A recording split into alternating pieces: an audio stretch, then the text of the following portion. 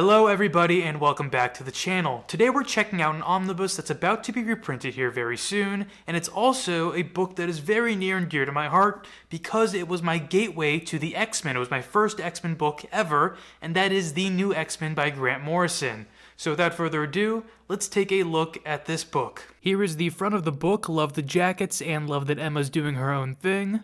Here's what the book would look like on your shelf next to all your other beautiful X-Men omnibuses, or maybe this is your first X-Men omnibus and hey, this one looks great by itself as well. And here is the back of the book, which says Evolution, Revolution, or Extinction, and it shows you all the covers of the issues in this book. First of all, this book is very easy with what it collects because it just collects New X-Men number 114 to 154 and the annual that's associated with this run. Second of all, I want to point out that I have an older printing of this book. It's not the original printing, but it is one of the reprinted versions of it. So just fair warning, if you're picking this up, the paper quality probably won't be as good as what you're seeing in this video. Hopefully I'm wrong about that, but the paper quality in Marvel's omnibuses has been steadily declining for a while now. On to a more positive note though, and that is the fact that I love this book and I highly recommend it, and I think it is very accessible for new readers. As I said, this was my introduction to the X-Men, and even after I went back and I read tons of older X-Men and I read some newer X-Men, I think this book still really holds up. It's got some great characterizations of the characters that we know and love. Especially if you're a Jean Grey and Emma Frost fan, I fell in love with both of these characters in this book, and this book is the reason, it is the foundation for my love of Emma Frost and why she's my favorite X-Men character. But there's a lot of X-Men books to choose from, so what's different about this one and what makes it stand out? Well, one of the big reasons, and this is a factor that is always going to make or break books,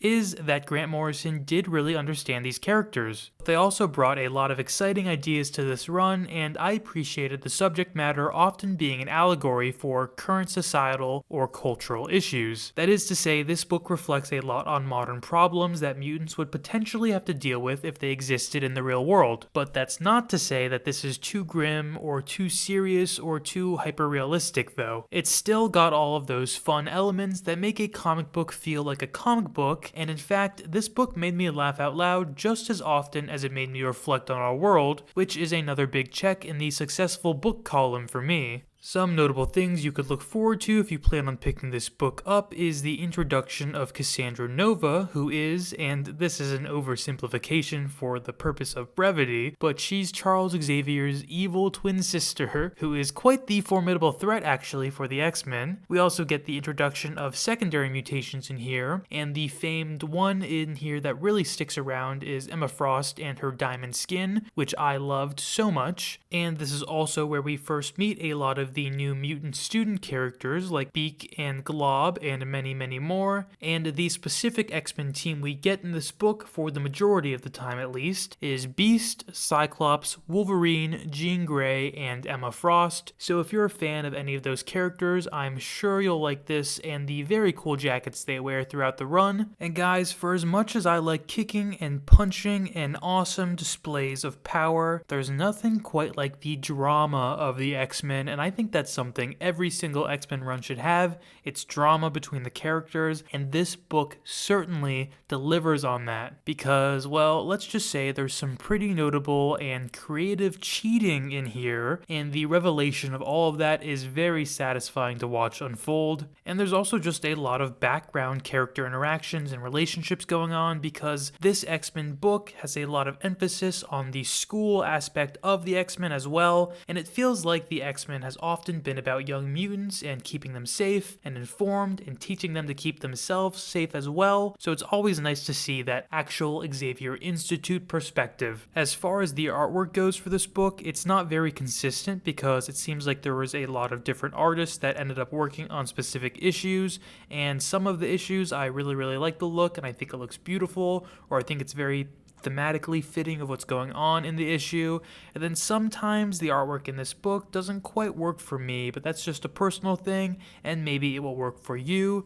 but it is a little off-putting sometimes how often the style changes, especially when you're like me and you just are devouring the book in like 3 or 4 days. And I really did go through this book very, very quickly, and that is partially because I had just had wisdom tooth surgery, so I was really just reading this book and eating mashed up scrambled eggs, and also that was the time when everything was shut down, so a lot of my spare time, as it does now too actually, went towards reading. But my main point is that this is one of those books, it's one of those comics that you get to the end of an issue and it makes you say, that was really good, just one more issue, then I'll put the book down and I'll go to bed or I'll go do something else or I'll go be productive. More productive, I should say, actually, because you know what? Reading comics is productive, it's enriching to the mind, and reading's never a bad thing. As far as where this falls in the X-Men timeline, this is kind of the series that ushered the X-Men into the modern era. And because it does try to operate as a semi-real world version of the X-Men, there is at times the occasional early 2000s edgy writing or plot point that comes up in the book, but it's really not that bad. It's not as bad as some other edgy books that I've read before, certainly not at the same level of like, say, the Ultimates, for example, and it's pretty easy to ignore or give that a pass because the rest of the book is giving us such great content. Coming back to this book and looking at it again after having read all the X-Men stuff that I've read now, I also want to say that this has a really refreshing take on the Phoenix. The Phoenix is often overused and used in a way that is not really satisfying or a way that reaches its full potential, but in this book I really enjoy the kind of, I guess, characterization of the Phoenix and the way that it operates with Jean. It kind of pushes her to a more dark place, which is my favorite version of Jean, really. I like when Jean gets to lean into the more god complex side of her mind, or the darker side of her mind, or the more just,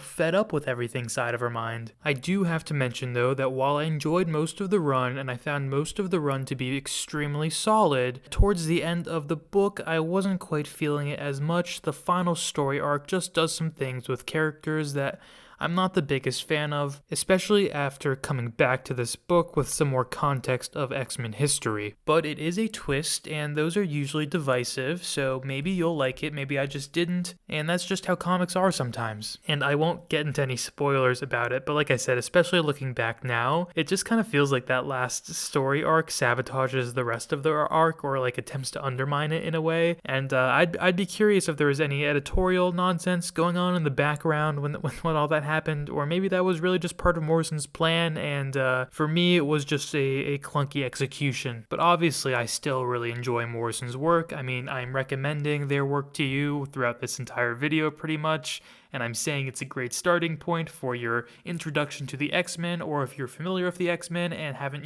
caught up on some of the modern stuff, then this is also a good point to, take the dive. I mean, I did a video on my top 5 X-Men omnibuses, and I put this as one of my top 5, and there are a lot of X-Men or mutant-related omnibuses, so that should say something about what I really think about this book. And I even feel like the run that came after this, which is Astonishing X-Men by Joss Whedon, even though it's pretty different, I think, in the skeletons of the work, you can see that he took a lot of inspiration from Grant Morrison's run, and built on a lot of his characterizations, especially for characters like Emma Frost, who in Grant Morrison's run, she kind of became, a mainstay of the X-Men team. But alright guys, please let me know if you're planning on picking up this book, or if you've read this run. I'd be really curious to hear what you think about it. Personally, I'm always just very excited when we get new X-Men omnibuses, because that is just another way to spread the mutant gospel and get everybody reading all these X-Men books, so they keep printing them and they keep making new ones. And guys, if you like this video, please do me a favor and subscribe to the channel.